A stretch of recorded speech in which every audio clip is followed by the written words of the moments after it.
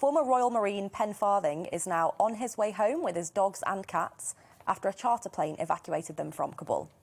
Paul Pen Farthing's Operation Ark campaign to get his staff and animals from the Nowzad shelter out of Kabul has divided public opinion, gaining huge support but also sparking widespread controversy. Defence Secretary Ben Wallace has criticised some of Mr Farthing's supporters for taking up too much time of senior commanders. So, Arlene, I'm keen to come to you first on this. There clearly has been a huge amount of public support for this issue, for getting Pen and his crew and the animals out of Kabul. But, I mean, what's your take? Do you think this has sort of taken up too much media attention and took people's heartstrings in perhaps the wrong way?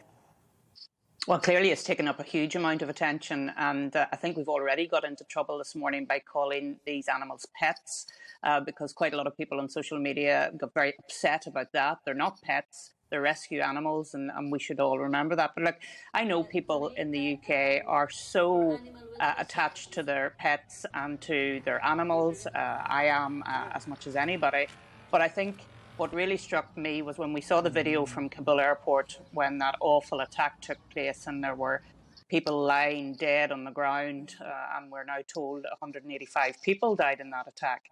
Really, the resource of our military and our defence team and all of our ambassadorial team should be wholly focused on getting human beings out of Afghanistan and helping with humanitarian aid. And I know that may sound harsh to many people, but sorry, we really have to focus and prioritise when it comes to moments like this.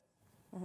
Well, I certainly know that my inbox, and I think yours too, Nigel, absolutely jam-packed with people really concerned about this. I think it's probably the biggest issue people have written to me about in certainly the past few months. Well, I mean, as a nation, you know, we are very, very keen on animals. We're very sentimental about animals, but I want to know, who is Pen Farthing? I mean, he appears to have had one of the biggest PR media campaigns. He's clearly got some very powerful friends in very influential places, and if you believe what you read in some of the Sunday newspapers, you know, the way he spoke to MOD officials and others, as if he somehow, I don't know, Arlene, perhaps we're being unfair, but it seemed as if the guy had massive media support, influential friends, and spoke to people in the most extraordinarily rude way. He kind of got what he wanted, but I just wonder what was behind it all. Well, I mean, I think he's obviously under a lot of pressure. He obviously cares deeply about the animals. He wanted to get them out.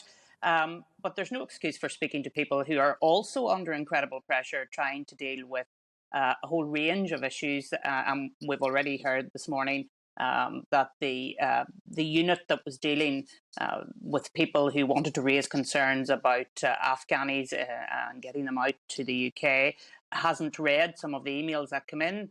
Well, I have to ask the question, is that because time was being spent on other issues that shouldn't have been dealt with? I really do have to ask that question.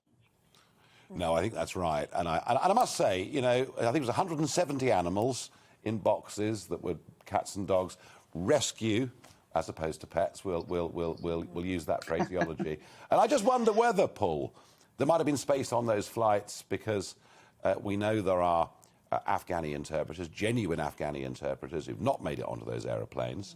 We don't know how many UK citizens have been left behind. Estimates vary from 100 to much higher.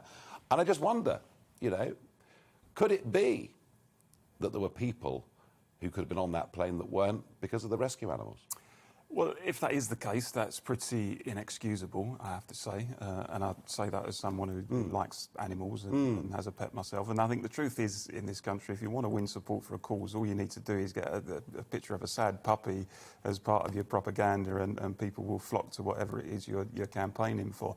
But I think this is a question of proportion, isn't it? I mean, given the situation that was being faced at Kabul airport, and given the pressure that our troops and officials were under to evacuate British nationals, people who had assisted our army interpreters and so on, it goes without saying that those people should have been given priority. And if there was the likelihood that officials were distracted from that task because of all the noises off around this particular issue, then that's very hard to defend. Look, you know, I've got no problem with the animals being looked after, well cared for, you know, being shipped back here if necessary.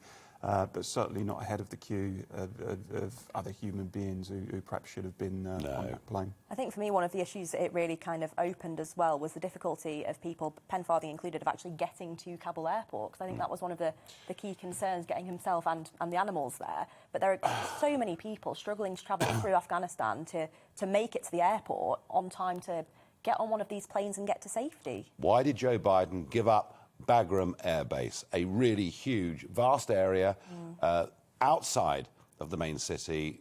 They would not have had the same perimeter problems at Bagram Airport.